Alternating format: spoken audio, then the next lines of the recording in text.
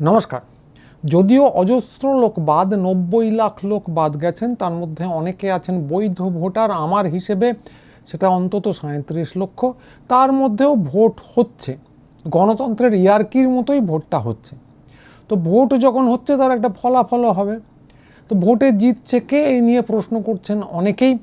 তো যথারীতি 2024 সালে প্রথম দফার ভোটের মোটামুটি 1 মাস আগে এবিপি একটা সমীক্ষা বার করেছে, যেরকম প্রত্যেক বছরই করে, প্রত্যেক ভোটের আগেই করে।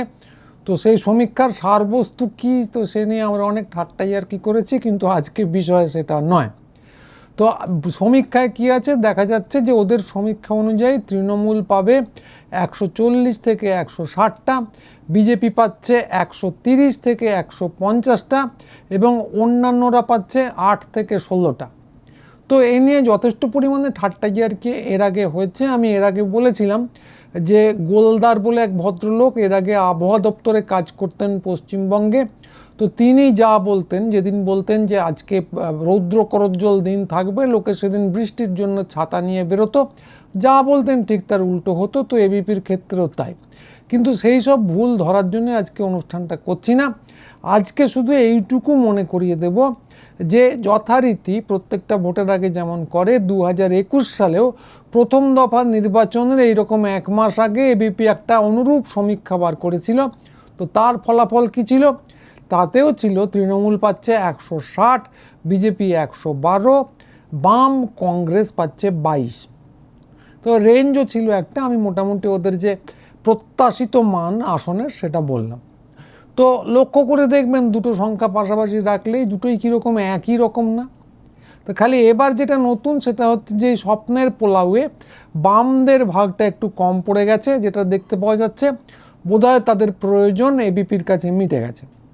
তো যাই হোক, এই দুটো সংখ্যা একরকমের, এটা খুব ইন্টারেস্টিং বিষয়। তো এইটা শুনে কেউ আবার ঠাউরাবেন না যে ওরা, আমি বলছি যে ওরা আগেরটা থেকে টুকে দিয়েছে। না, আমি সেরকম বলছি না, দেখে যদিও সেরকমই লাগছে। যে যেরকম রাজ্যসভা এবং লোকসভার বয়ান একই রকম এসেছে, স্পিকার এবং অন্যদের যে অধ্যক্ষ আছেন উপরাষ্ট্রপতি, দেখে মনে হচ্ছে একে অপর থেকে টুকে দিয়েছেন। হতেও পারে, নাও পারে, আমি জানি না, আমি সেরকম কথা বলতে চাই না। এরকম এবিপি সমীক্ষা দেখে যদি মনে হয় যে আগেরটা থেকে পরেরটা টুকে দেয়, আসলে সমীক্ষা করে না, মনে হতেই পারে, কিন্তু আমি সেরকম কিছু বলছি না। তো এমনকি মিলবে নাও বলছি না। তো ওদের কোনো সমীক্ষা মেলে না ঠিকই, কিন্তু কোনো একবার তো মিলবেই। তো ঘড়ি বন্ধ আছে তো কি, দিনে দুবার তো ঠিক সময় দেবেই নাকি? তো ডেটার পিছনে দৌড়দৌড়ি না করে মাছ শিকারীদের যে অ্যাপ্রোচ, যে ছিপটা নিয়ে চুপ করে বসে থাকুন, মাছ এসে নিজেই ধরা দেবে। তো ওদের অ্যাপ্রোচ যদি তাই হয়, তাহলেও তো কয়েকবার মাছ এসে ঘাই মারবেই, মিলে যাবেই। তো ফলে মিলতেই পারে, মিলতেও পারে, নাও পারে, আমি সে নিয়ে কোনো মন্তব্য করছি না। খালি একটা জিনিসই মনটা একটু একটু খুঁতখুত করছিল এটা দেখে, যে বিজেপিকে এতগুলো আসন দিয়ে দেওয়া হয়েছে। তো যেটা উচিত ছিল বিজেপিকে 30টা দিয়ে নির্বাচন কমিশনকে 100টা দেওয়া। কারণ বিজেপি নিজের জোরে 30টার বেশি আসন জিতবে নির্বাচন কমিশন এবং কেন্দ্রীয় বাহিনীর ঠেক না ছাড়া। এটা খুব সম্ভবত এবিপি আনন্দের যে বুদ্ধিমান মধ্যবিত্ত দর্শকরা আছেন, যারা হাঁ করে ওই ফাতনা দেওয়া মাছের মতো যা খবর দেওয়া হয় সব গিলে নেন, এমনকি তারাও এটা ঠিক বিশ্বাস করে উঠতে পারবেন না। তো এইটা নিয়ে আমার মনটা খুঁতখুত করছিল। তো এই কথা বলতে না বলতেই, মানে আমি ভাবতে না ভাবতেই দেখা গেল যে সত্যি সত্যি এটা শুধু আমার মনে লেগেছে তা নয়, এমনকি স্বয়ং নির্বাচন কমিশনেরও মনে খুব লেগে গেছে। তো নির্বাচন কমিশন গেছে রেগে। তো দুটো কারণ আমি আন্দাজ করতে পারি। প্রথমত, ওরা এত অধ্যবসায় দেখিয়েছে, এত লোককে নাম কেটে বাদ দিয়েছে, আবার নতুন ভোটারও ঢোকাবে, কেন্দ্রীয় বাহিনী নিয়ে আসছে লাখে লাখ, তারপর উত্তরপ্রদেশ থেকে সেনা নিয়ে আসছে। তো এত অধ্যবসায় দেখানোর পরও ওদের নিশ্চিত বিজয়ের কথা বলা হয়নি, শুধু একটা রেঞ্জ, একটা সীমা দেওয়া হয়েছে, তাতে জিতলেও জিততে পারে। তার উপর আরও বড় অপরাধ যেটা, যেটা আমি আগে বললাম, যে নাম অবধি নেওয়া হয়নি নির্বাচন কমিশনের, পুরোটাই বিজেপিকে কৃতিত্ব দেওয়া হয়েছে। তো নির্বাচন কমিশন, আমি আন্দাজ করছি, জানি না, আমার কোনো সূত্রের খবর নেই, তো আমি আন্দাজ করছি যে নির্বাচন কমিশন এতেই অত্যন্ত রেগে যায়, এবং অন্য কেউ হলে তারা জেলে পাঠিয়ে দিত। কিন্তু এবিপি বলে কথা, যাকে বলে মাস্তুতো ভাই, তো তাই তো তাদের তো চট করে জেলে পাঠানো যায় না। তাই ওরা একদম বিবৃতি দিয়ে চোখে আঙুল দিয়ে দেখাবে ঠিক করলো যে ওরা কিন্তু নির্বাচনী লড়াইয়ে আছে, রেফারি নয় সরাসরি লড়াইয়ে আছে, বা রেফারির ছদ্মবেশে একজন খেলোয়াড় নেমে পড়েছেন, এটা দেখানো দরকার, ওরা ঠিক করলো।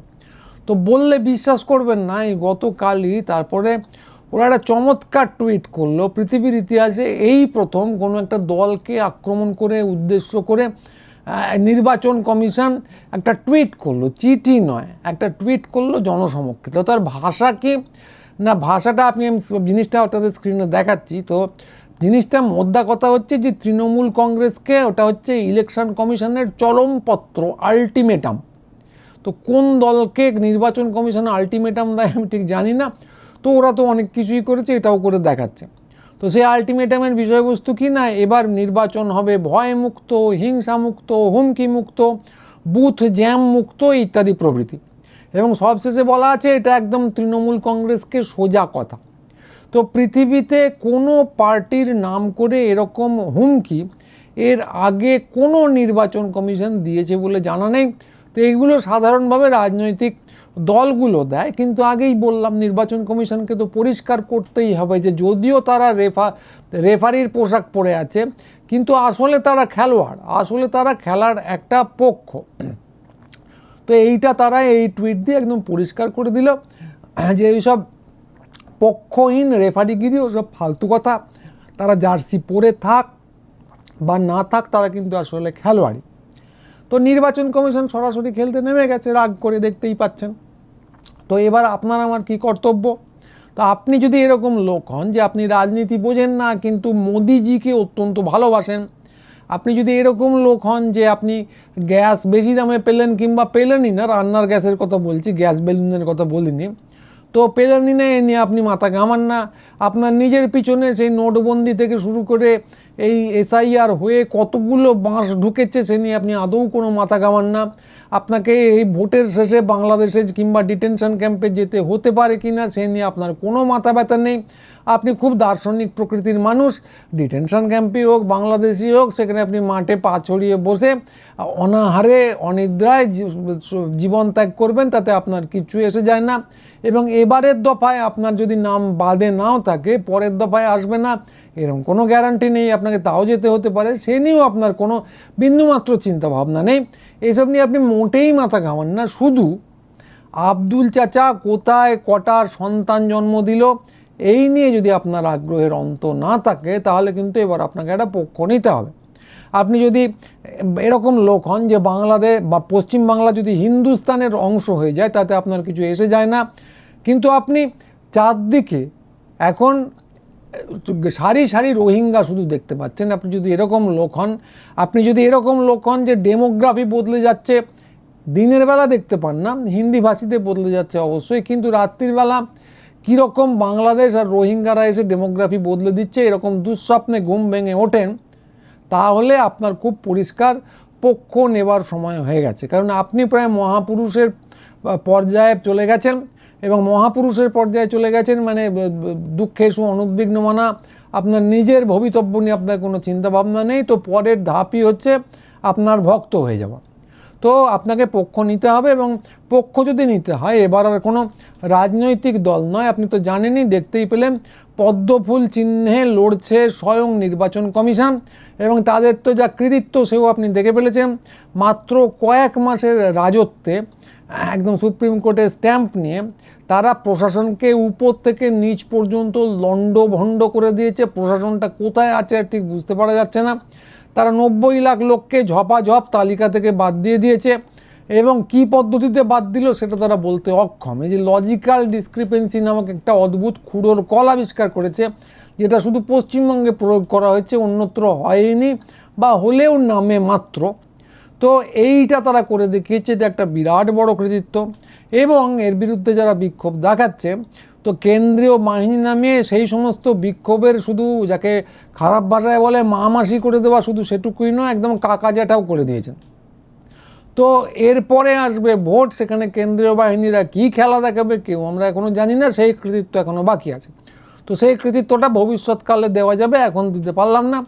তো কথা হচ্ছে যে এদের কৃতিত্ব আপনি দেখে ফেলেছেন, আপনি একদম ঋষি প্রতিম, নিজের ভালো মন্দে যদি কিছু এসে না যায় না, এসে যদি না যায় আপনার, এবং যদি আপনার পাড়ার এলাকার পরিচিত সমস্ত তথাকথিত রোহিঙ্গা এবং অনুপ্রবেশকারী যাদের নাম ইতিমধ্যে বাদ গেছে বা ভবিষ্যতে বাদ যাবে, তাদেরকে হয় ডিটেনশন ক্যাম্পে কিংবা বাংলাদেশে পাঠাতে চান, পরবর্তী তালিকায় যদি আপনার নাম আসে নিজেও বাংলাদেশ বা ডিটেনশন ক্যাম্পে যেতে চান, তাহলে আপনার একটাই কাজ আছে যে এখানে ভোট দেবেন এবং অতি অবশ্যই বিচার বিভাগের সমর্থনপুষ্ট এই প্রার্থীদের বিপুলভাবে জয়যুক্ত করবেন। এবং মনে রাখবেন, এটা কিন্তু কোনো আবেদন নয়, কারণ একদম সরকারি সাংবিধানিক সংস্থা লিখে জানিয়েছে, ফলে এটার মর্যাদা হচ্ছে নোটিফিকেশানের মতো।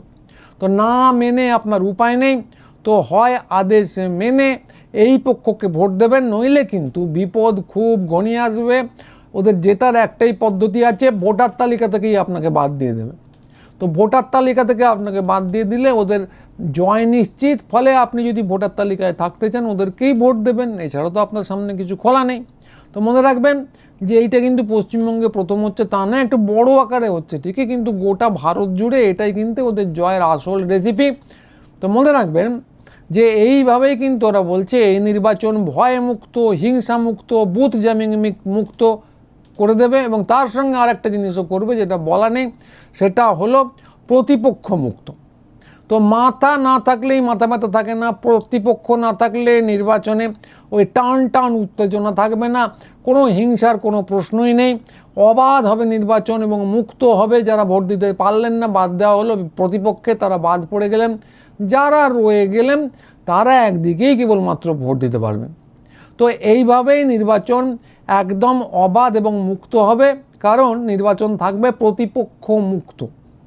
তো এইটাই একমাত্র পন্থা যেটা উত্তরপ্রদেশ, বিহার এই সমস্ত জায়গায় সাফল্যমণ্ডিতভাবে প্রয়োগ করা হয়েছে, এবং সেই জন্যেই গদি মিডিয়ায় যারা চোখ গোল গোল করে বাংলায় কি হিংসা অন্যত্র নেই বলেন, তাদের কিন্তু এইটাই যুক্তি। যদি বিশ্বাস না হয় ওদেরকে জিজ্ঞাসা করে দেখতে পারেন, ওরা পরিষ্কার জানেন যে হিংসামুক্ত ভোটের রেসিপিটা কী। তো ফলে আপনি এরপরে সোনার বাংলা হবে ভাবছেন না, সোনার বাংলা এরপরে হবে না। যদি ওরা যেতে 100 দিনের টাকা পাওয়া যাবে না, আরও অনেক কিছু হবে না, আপনাকে বাংলাদেশ তো যেতে হতেই পারে। ফলে বিজেপি সমর্থক যারা আছেন, যদি শোনেন এই ভিডিও, মনে রাখবেন আপনাদের কপালেও কিন্তু এই দুর্ভোগ নাচছে। আপনারা তৃণমূল বিরোধী হন, বাম বিরোধী হন, যা খুশি হন, কিন্তু যদি আপনি মনে করেন যে আপনি এই রকম একটা উচ্চ স্তরে পৌঁছে গেছেন সাধনার, যেখানে আপনাকে যেখানে খুশি পাঠিয়ে দিক, যা খুশি হোক, আপনার কিচ্ছু এসে যায় না, তো তাহলে আপনি অতি অবশ্যই এই প্রার্থীদের, মানে নির্বাচন কমিশন সমর্থিত প্রার্থীদের ভোট দিয়ে জয়যুক্ত করবেন। তো পশ্চিমবঙ্গের একজন বিচারক কিছুদিন আগে, মনে করিয়ে দিই, এটা কিন্তু আটঘাট বেঁধে নেমেছে, তো পশ্চিমবঙ্গের এক বিচারক কিছুদিন আগে বলেছিলেন যে ঢাকি সমেত ঢাক বিসর্জন দেব, এবং সেটা দিতে না পেরে তিনি বিজেপিতে যোগদান করেছিলেন। তো সেটা ছিল একটা ব্যক্তির ব্যাপার, কিন্তু কোনো প্রতিষ্ঠান একদম সরাসরি এইভাবে ভোট জিততে হবে বলে নেমেছে, আমরা এই প্রথম দেখলাম। তো আপনার একমাত্র কর্তব্য যেটা বললাম সেটা হচ্ছে আপনি মুনি ঋষি হয়ে উঠুন, পার্থিব চাহিদার ঊর্ধ্বে উঠুন, আপনার ভালো হবে কি মন্দ হবে এইসব নিয়ে ভাবা ছেড়ে দিন এবং এই প্রার্থীদের জয়যুক্ত করুন। তো ফলে এখন আমরা দেখতে পাচ্ছি যে যদিও 3টে প্রতিপক্ষ আছে নির্বাচনে, এক হচ্ছে নির্বাচন কমিশন, 2 হচ্ছে বিজেপি এবং 3 হচ্ছে তৃণমূল, তো কিন্তু প্রতিদ্বন্দ্বিতায় নির্বাচন কমিশন বনাম তৃণমূলই হচ্ছে আসল প্রতিদ্বন্দ্বী। লড়াইটা হচ্ছে তৃণমূল বনাম নির্বাচন কমিশনের, এটা একদম পরিষ্কার। ফলে আপনি যদি মুনি ঋষি হন, নিজের ভালো না দেখতে চান, তাতে কিছু এসে যায় না আপনার, তাহলে অতি অবশ্যই নির্বাচন কমিশন মদতপুষ্ট সমর্থিত প্রার্থীদের সমর্থন করুন। তো আজকের আবেদন যারা এই আবেদনটার সঙ্গে একমত হলেন তারা অতি অবশ্যই ভিডিওটা শেয়ার করুন, আমাদের চ্যানেল সাবস্ক্রাইব করুন, হাইপ করুন ভিডিওটা, অতি অবশ্যই করুন। আর আমাদের সঙ্গে যোগাযোগ রাখতে হলে অতি অবশ্যই আমাদের কলেজ স্ট্রিটে যে পুটি নামের উল্টো দিকে দোকান আছে সেখানে আসুন, আমাদের হোয়াটসঅ্যাপ গ্রুপে যোগদান করুন, কথাবার্তা হোক, আমরা হয়ে উঠি সমস্যা। তা আজকে এইটুকুই, সবাই ভালো থাকবেন। পরের ভিডিও নিয়ে খুব তাড়াতাড়ি আবার আসবো। নমস্কার।